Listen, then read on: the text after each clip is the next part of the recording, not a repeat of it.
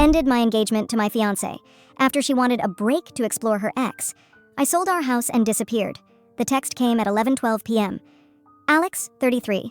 I think I need a break. I keep dreaming about Ryan, 34. Can I explore that? It was from Megan, 31, my fiancé of 4 years.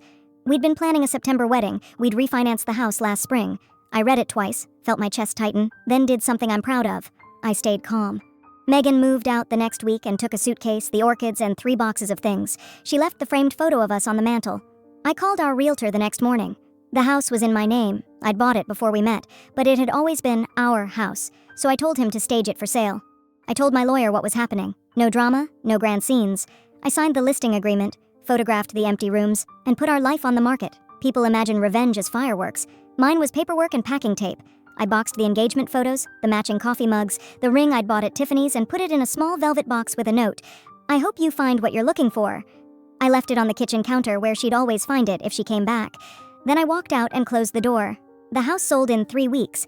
I split the proceeds, paid off what we owed, and bought a one-way ticket to Denver. I changed my phone number. I changed my routines. I didn't disappear to punish. I disappeared to exist somewhere I hadn't defined by us.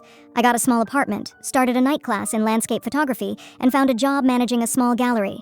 My days filled with light and strangers who didn't know the shape of our 4 years. I kept tabs. Not stalking, just small facts. Megan reconnected with Ryan, yes, for 3 messy public months. They fought about things she'd told me were the very reasons we were engaged. Ryan wasn't ready to move forward. He wanted the past. Megan, after a messy breakup and a public Instagram apology tour that read like someone auditioning for regret, rented a studio and started therapy. She texted once, 6 months later, asking if the ring was mine. I replied with a single sentence, "It was never about jewelry." The odd part is how ordinary our consequences were. Megan had to reckon with choices and the hollow thrill of nostalgia. She learned painfully that curiosity doesn't equal destiny. I learned I could be brave without shouting.